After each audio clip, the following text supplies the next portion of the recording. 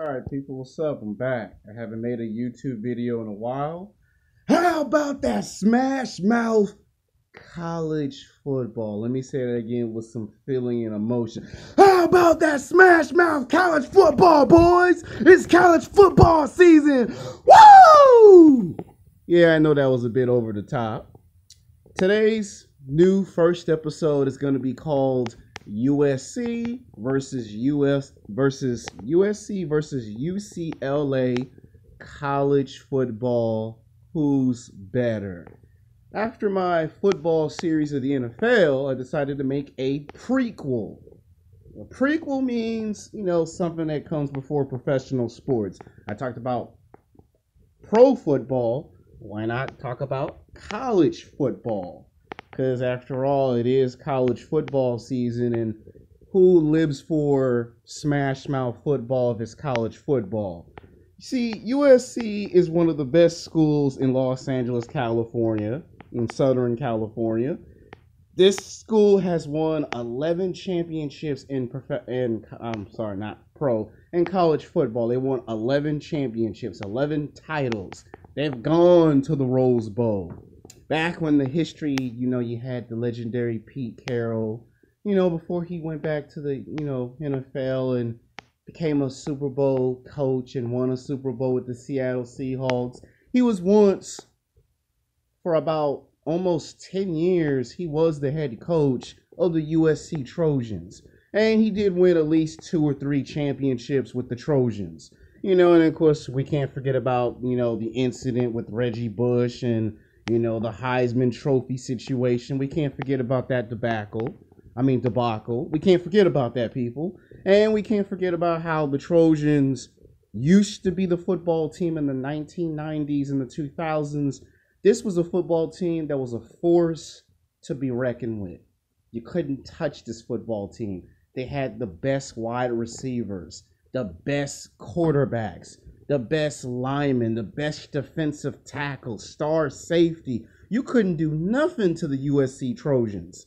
And of course, we know their arch rivals is UCLA Bruintons. Oh yeah, that's their arch nemesis. Like in anything in movies or in television, no great football team can be great without a division rival, UCLA and Westwood. This team, UCLA, has only won one college championship in college football since 1954. God damn, that's like 60-something years. It's like 64 years ago. 1954 was the last time UCLA won a championship at a Rose Bowl. And every time these two teams play, it's just like basketball. The USC Trojans are like, what if the Boston Celtics played football? And UCLA is like the Los Angeles Lakers of football. Now, I know some people might say, why you're comparing college football to 2 professional basketball teams. I'm talking about it's rich with history and tradition. That's why I'm comparing these 2 teams. And you look at USC, they won 11 championships. They won 11 championships in 60 or in 70 plus years. So you could say in a 100-year history for USC, they've won 11 championships. And in the 100 years that UCLA played college football, they only managed to win 1 championship since 1954. That's a long time to win 1 title. That's like, for UCLA, because they have bad luck for so long, that's like you get laid by a girl once in your lifetime, and then it was like 20 years ago, people ask you, when was the last time you had your first kiss and a hug from a girl? When was the last time you asked a woman out to lunch and dinner? That's what it's like for UCLA. For USC, it's like, how many times have you gone to the well and been so successful? You won 11 championships in a 100-year history. Now, let's talk about why USC has not won as of lately. Well, some people believe that USC's dominance has come to an end. Ever since we got to 2002 or 2005, we ain't seen the Trojans act like the Trojans. We ain't seen the Spartans act like the Spartans. We ain't seen the Trojans, the Greeks, act like the Greeks. Ever since that incident with Reggie Bush and Pete Carroll left, that football team has not been the same. They've had 3 head coaches. They fired 3 head coaches, and they're on coach number 4. I'm talking about USC. And they have not been the same since.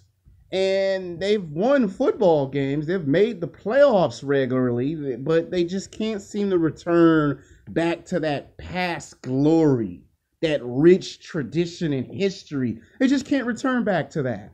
And it seems like that maybe in another 5 years, USC may, in fact, go back to a championship game. But we're living the era where it's all about Alabama dominating. Alabama's the one that's going around winning all the championships.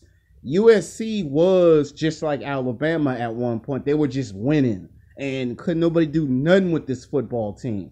And as for UCLA, why can't UCLA win?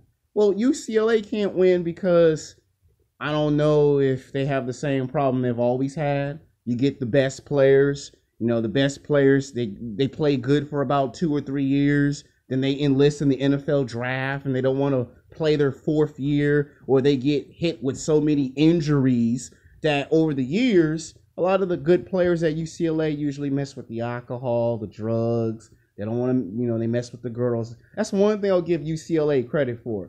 Their cheerleaders is fine as hell. Good cheerleaders, but when are you guys going to start winning some football games?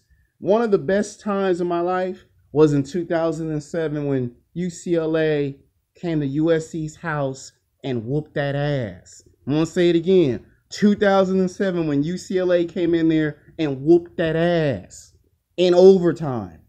It was like one of the greatest shocks of all of college football history for years and for years and for years. It was always USC whoops that ass, and UCLA always lost to the better team. And then we saw it happen in 2007. We saw it happen again in 2008.